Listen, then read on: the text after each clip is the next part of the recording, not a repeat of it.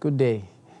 In Paul's first letter to the Corinthians, Paul receives a report from the church that came in two ways. One came as a verbal report from the house of Chloe, and the other one came as a letter, and he's addressing certain issues that came from this report. And one of the issues he was addressing is on food offered to idols.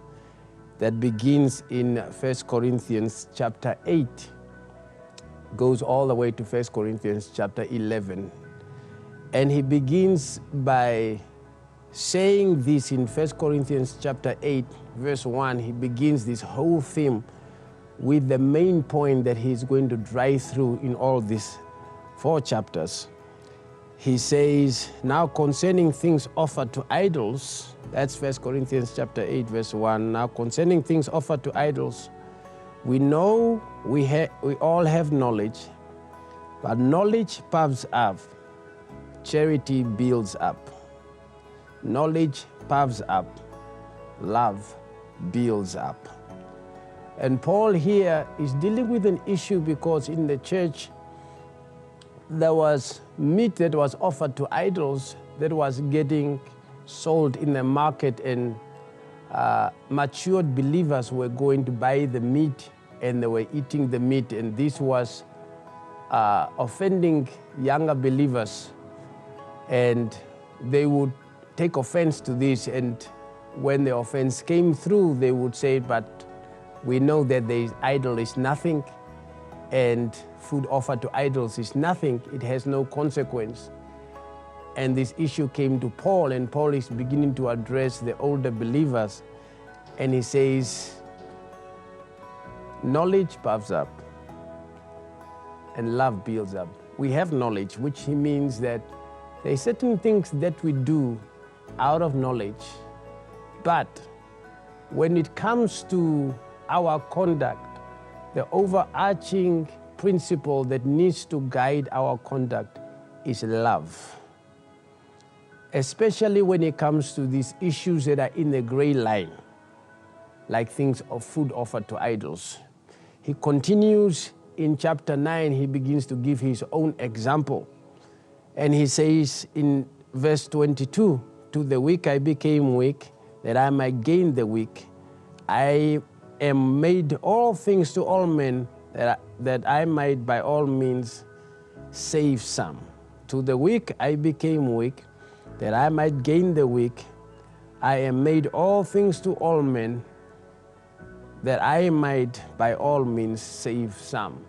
And Paul is saying, even when he came to me and he talks about the Jews, he talks about the Gentiles, I do all things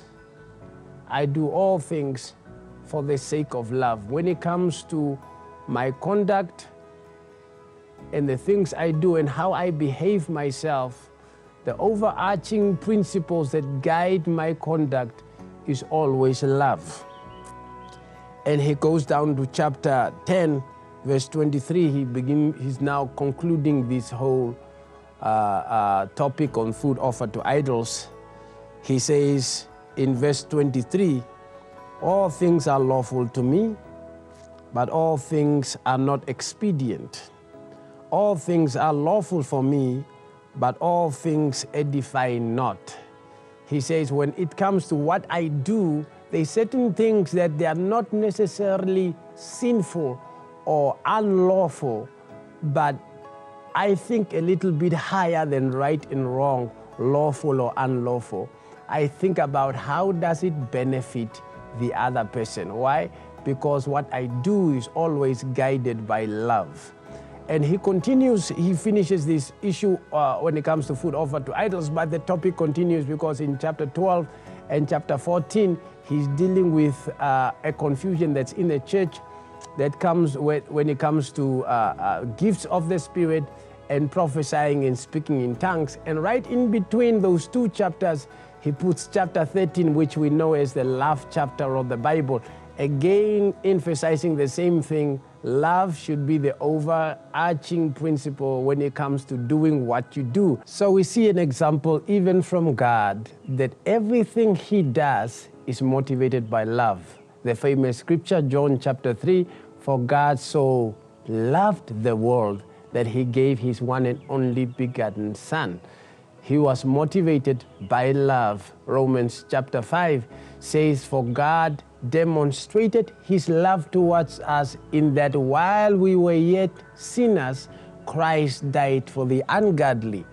And our response to God's love, when we say we love God, ours is a response to his love. 1 John says we love him because he first loved us.